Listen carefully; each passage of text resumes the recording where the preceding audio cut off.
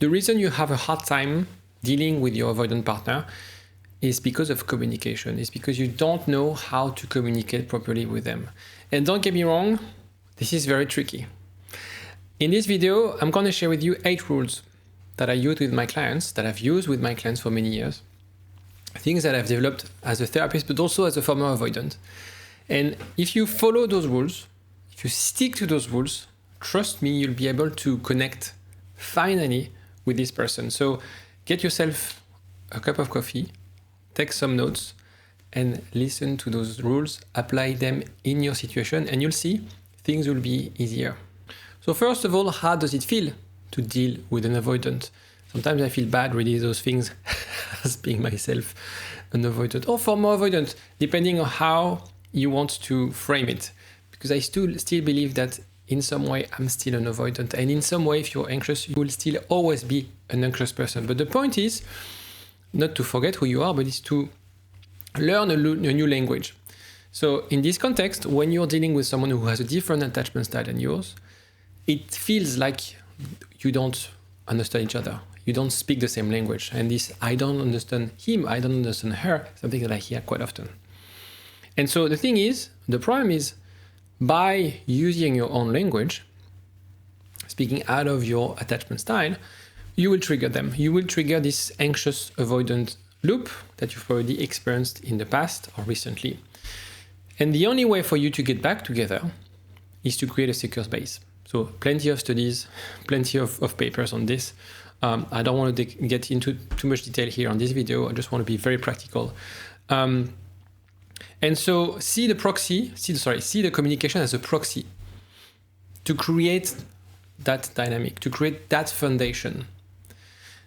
You don't have necessarily a problem of communication, you have a problem of understanding. So those rules is really about understanding the situation, understanding the limitation of their attachment style, of your attachment style, and create that secure base. Kind of being smarter than your instinct, being smarter than your fears. Because sometimes in relationships, we are driven by unconscious thoughts, unconscious mechanism. So the point is like figuring out, hold on, I'm smarter than this. What should I say? What are the things, the key words, the key behaviors that will trigger the right dynamic in this relationship?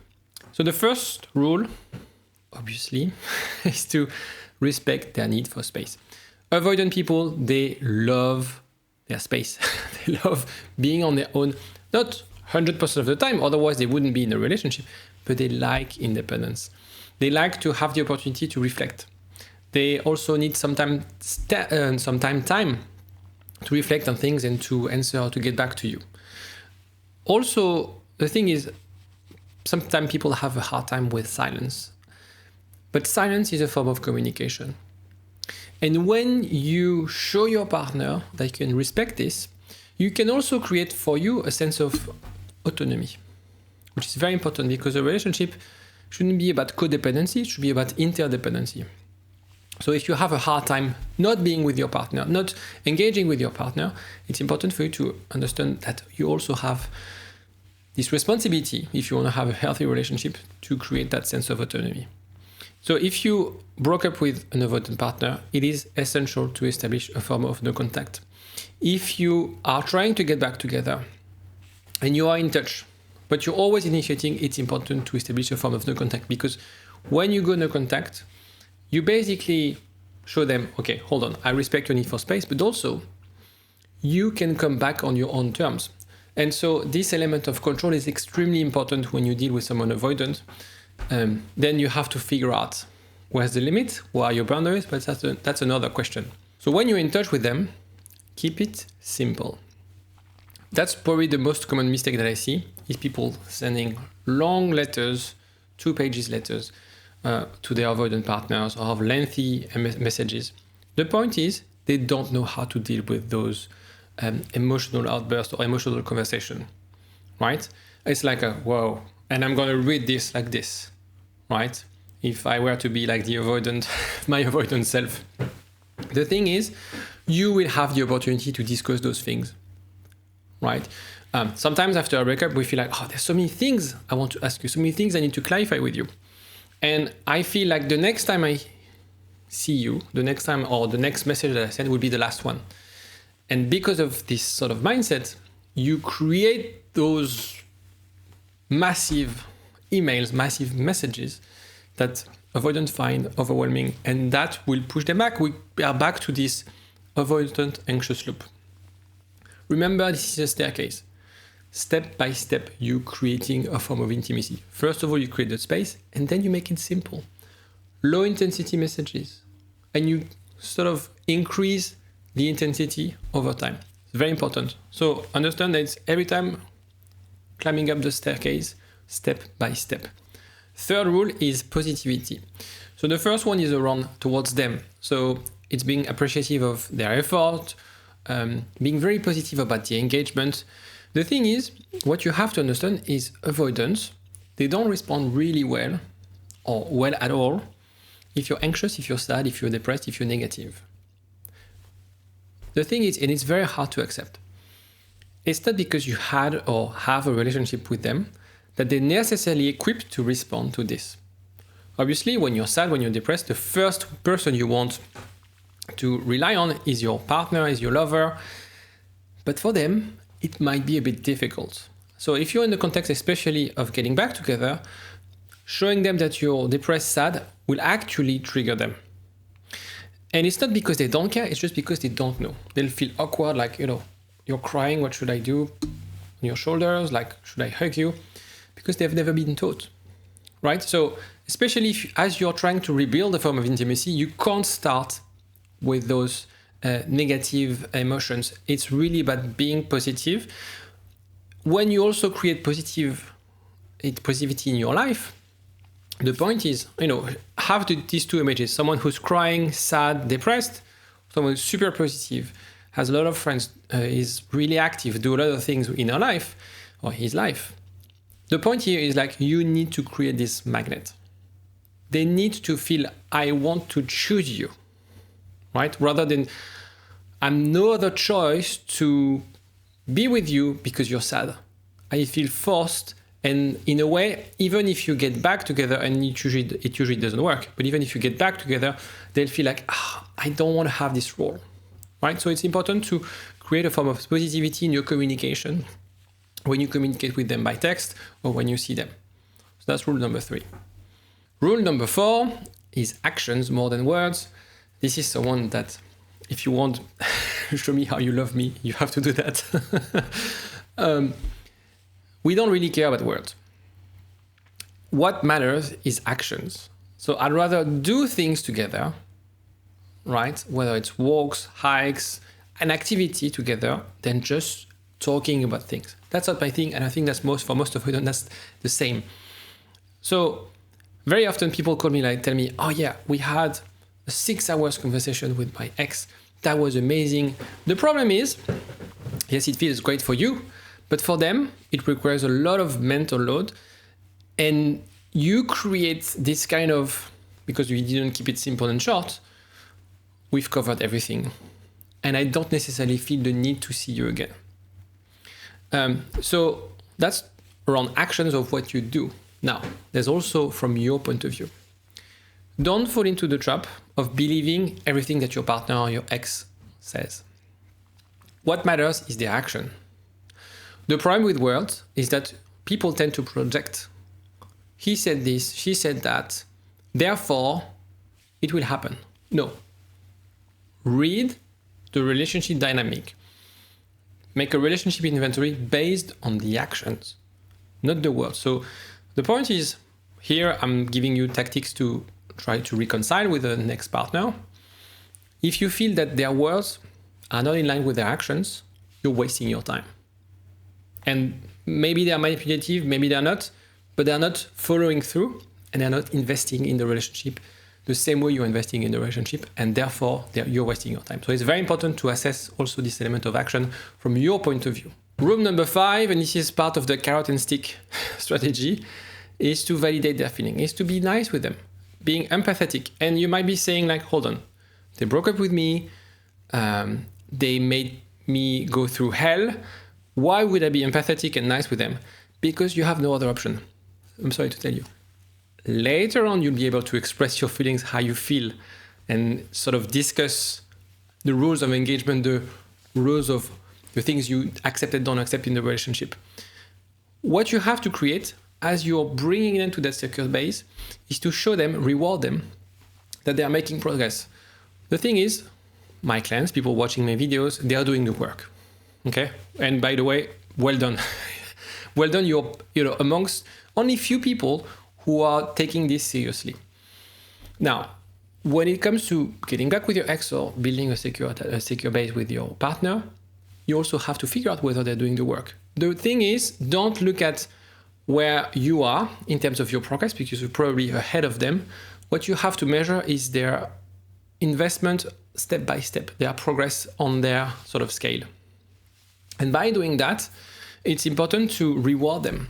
So for instance, give you an example. For me, talking about my feelings or being vulnerable or sharing things that is difficult for me is a lot of work. It's a lot of effort. For my wife, for people who have secure attachment style or more anxious, that's natural. Something happened at work, I'm going to discuss about that with you. For me, it's really, really difficult. So you have to understand that anytime they open up, anytime they make a move towards something secure, it requires a lot of effort. And you need to praise this, because otherwise, if they don't get the reward, they'll be skeptical of using it. It's kind of a reward system that we do with kids, basically. So that's the first thing around the carrot, about validating their feelings. Now, rule number 6 is to set boundaries. This is the stick element. Yes, you have to be empathetic. Yes, you have to be positive. However, you have to have strict boundaries about the things you accept, the things you don't accept. When you have healthy boundaries, you're creating some kind of a framework that avoid most conflicts. The problem is if you don't have clear boundaries and are not expressed openly, then you'll be always reactive on things. So it's about like, I respect X, Y, and Z, your space, but this is also what I need. This is not obviously when you break the contact and at the beginning of that phase of rebuilding that secure base, but at some stage, quite quickly, you need to establish those things. I understand this. I'm ready to make the effort, but I need also those things. If you feel that those needs are too much, unrealistic, maybe it's because you're tending to have still insecurities and you have to work on your attachment style. But at the end of the day, you also want to assess whether this person will be the right partner, i.e. meeting your needs. And you have every right, you have needs in terms of intimacy, in terms of seeing each other regularly, doing things together, etc. If they take this away from you, this is not the right partner. So again, I'm giving you rules to try to reconcile and try to create that secure base. But as you're trying to build that secure base, it's important to assess whether this person is also the right person for you. That's what I do with my clients. I don't want my client to get back with X at all costs if that person is not the right person for them. Rule number 7, neutral language, kind of effective communication strategies. So avoiding, and I know it's hard, avoiding blame, accusatory statements. The thing is, when you attack, when you confront, regardless whether the person is avoidant, you create that element of defensiveness. And it's very hard to repair this. It's very hard to have a proper constructive conversation if you are on the attack. So the approach is replacing every statement that starts with you with statements that start with I. You never do. So anytime you say never, remove that from your vocabulary and put it as like, I feel. So instead of you never answer my text, I feel you don't respect me, I feel disconnected when you don't answer my text. Okay? So when you discuss things with someone, and you can do it at work, take this tip and use it at work as well, the person will be less defensive because you're not telling them you're wrong, you're doing something, i.e. kind of, I'm your mom, I'm your dad, and I'm telling you what's right, what's wrong. You're shifting this to, this is how I feel about your behavior. And regardless of the situation, if I tell you I feel this way, You can't tell me I'm wrong. This is my experience of things. So if I feel disconnected, this is how I feel. When you say those things, when you say I feel, to someone who cares, they will start taking sort of looking at things, taking it seriously. They'll feel like, okay, I don't want that person that I care about to feel this way. So I will change. So you see, it's very, and this is like magical. If you haven't heard of this, do this. It's really important. And again, do it at work as well. Do it with your friends. Remove all the you statements and replace them with I statement. You'll see in the description, there are a few links for mini courses and sort of tools if you are interested in learning more about those techniques. It is really like a game changer when you have any interaction with any human beings. The thing is, it's very hard to do if you don't have strong emotional regulation. So if you feel triggered, if you feel anxious, if you feel like you just want to smash them, it's going to be very hard to feel like to shift from like, you never to, I feel this way when. So an element of this, which is underpinning these communication strategies, is having strong emotional regulation skills. And again, it's something that you can read and learn. Have a look in the description for more details. Rule number 8, timing matters. So the thing is, you have times where you should be in touch with them. There are times when you should not be in touch with them. There are times where you don't feel right. So for instance, breaking the contact, that's like probably the most common questions I have. It doesn't depend on them, it depends on you, on how you feel at this point in time. So yes, you need to wait a few weeks, whether it's 31, 65 days, 72 days, I don't know. Really depends on you. And so it depends on you, knowing that when you get in touch with your ex, when you get in touch with this person, you'll have those emotional regulation skills, you'll be equipped, and you'll be able to sort of have assessed the relationship more deeply and have the right sort of boundaries and sort of plan in your mind. Also important in terms of timing, and I said that in the right before, don't have like long dates. I'd rather you have 45-minute dates where you basically covered 1 point out of 10. Because if you do those things, your ex will feel, I wish I could have had more time to discuss with you, and basically would want to see you again. Because the point is, how do you create a secure base? You follow those eight rules, but it's also about this staircase element. And so you're not going to get back together. You're not going to create a secure base in one date. You need multiple dates, multiple interactions for your partner to feel safe, for your partner to feel, okay, hold on. It could be different. It doesn't have to be the way it was before. I don't feel triggered anymore by this relationship. But this takes a bit of time. This takes a little bit of few interactions. So you rather want to have 10 45 minutes dates than one long weekend when you're 24/7 talking about everything. It's way easier, it's more efficient, because the way you can trust, the way you create a secure base, it's when you sort of rewriting the story, creating a new narrative, and that works over time. So that's why I think it's important to create those short interactions. And have a look in the description. There's a link for my Reconnect course if you want more details on that. Really intensive and deep. If you want to have a deep dive on this, that's very long and that's very wordy. Any question on this, let me know in the comment section. I'll see you next time. Take care of yourself.